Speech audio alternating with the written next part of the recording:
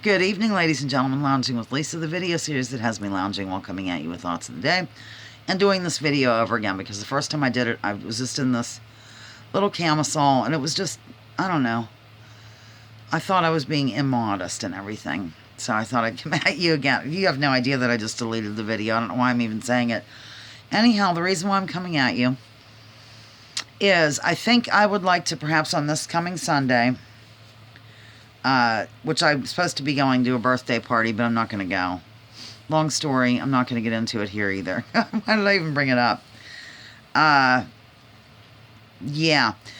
I'm going to do OBP, Off the Beaten Path, but I want you to be involved in terms of what kind of questions you'd like to see put into the game. So for those who don't know about OBP, it means Off the Beaten Path, and it's topics or subjects or... well, topics or subjects that don't make it to the mainstream. They're not, you don't hear about them too much. Or if you like, they're considered alternative research, should I say. Like, an example might be UFOs or alternative timelines, like the timeline's been hacked, or hacked, is that the right word? And, it's like the ancient buildings that don't match up to the timeline, like Tartaria research. I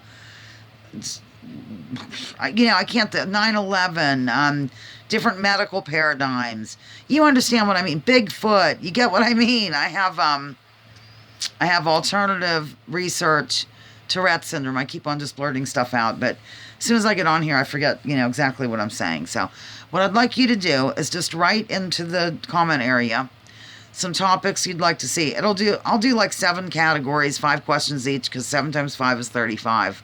Are you proud? I learned that today. For those who are new, I'm not very good with math. I'm getting better, though, because I've been into that gematria. That's another thing that could be a category, gematria. Yeah. Or gematria. You say gematria, I say gematria. Let's call the whole thing off. Okay. Yeah. So if you write them down, and then what I will do is I'll take everyone's recommendations and put it in a bowl. And then I'll do a drawing, probably live, like a quick live gig, where I will, draw the 7, and then we'll have 5 questions each under each of those. Just thought I'd do that. I did that a long time ago when I first started doing live gigs back in the late 70s here on YouTube. I called it,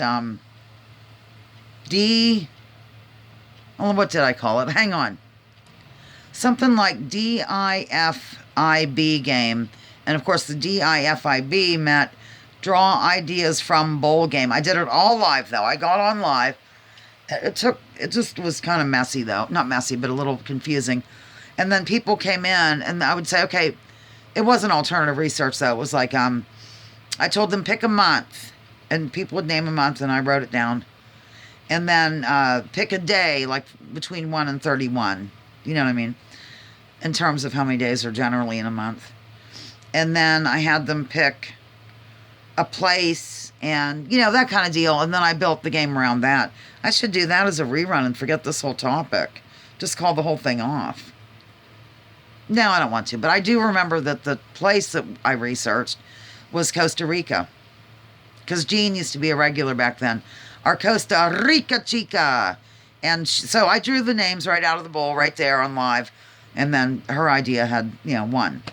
That's what I'm going to do. I'm just in the mood to have drawings now all the time. Speaking of which, I have not heard from T-Bird in terms of a mailing address. So I really need to hear from you. I'm going to say by Thursday.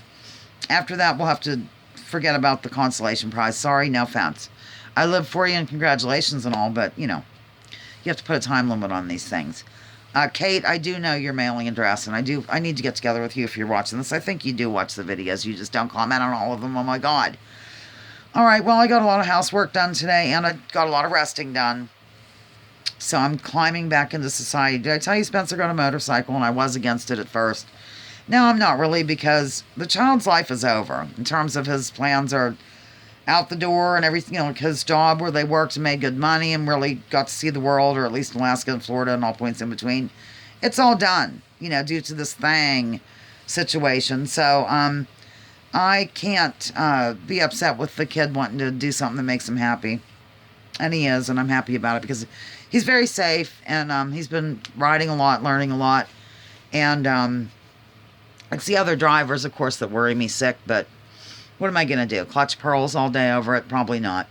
So that's it. I've accepted the fact that Spencer has a motorcycle. It's a nice motorcycle. It's like a plush-looking Honda something or other. It's kind of like a blue color. I don't know what else to say about it, really. All right, I'm over and out, ladies and gentlemen, here on Lounging with Lisa, the video series that has me lounging, welcoming at you with thoughts of the day. Please, I beg of you, come out of Babylon. Get thee out of her. Drop your political identities. Let's focus on issues. That's what the Babylon part meant. Leave labels at the door. Research before you judge. Remember, war's a racket. Don't take my word for this. Check out General Smedley Butler. When he had to say, I just thought of something. Here's the deal with politics and me. Because I used to believe in it. Before I found out that things aren't as they seem, let's say. How can I explain this? I just think it's a huge distraction because okay, if you don't want to get esoteric and, as many people call, conspiratorial about it, we won't. We can just stay on the major paradigm in which we all live. And I can point out to you that politicians don't work for us. They work for somebody else who pays their bills and bribe money in the form of donations. So, in other words, they don't run the show. Presidents aren't in charge. There's a group behind them. If you live in this regular normie paradigm, you'd call that they're donors. If you don't live in the normal normie paradigm like I don't, I would call it controllers, or, the hidden hand, or the Jesuits, or the Illuminati, whatever. The hidden hand. G Sharp calls them the whomevers, and I do like that as well. So I feel that dedicating your life to politics, or me in particular, makes no sense because it's a distraction. It's to keep people in this fake, phony left-right paradigm where all you do is fight with the other side, those darn Republicans, those hideous Democrats, blah, blah, blah, when in reality, behind the scenes, they work together to screw us. I've heard not one politician, not one former, current president, or anything, because we do have some former presidents and current ones, that have, for instance, said anything negative about the miracle jab. Total miracle jab. It's never a bad thing has happened from anyone who has taken it. As soon as you take it, you can sing Kumbaya. Everything's beautiful. There's absolutely no side effects. It's beautiful. It's the most wonderful thing ever created. They're all on the same page with that. Could it be because, like, say, Big Shoe, as we know it here in the lounge, Big Pharma, for those who are new. I call them Big Shoe. I kind of made a rhyme. They are, in charge, paying the bills, running the media. Check out the commercials on TV, for example. All right, wow, I just went off on a tangent. I haven't done that in a while, damn it. It was about time I did.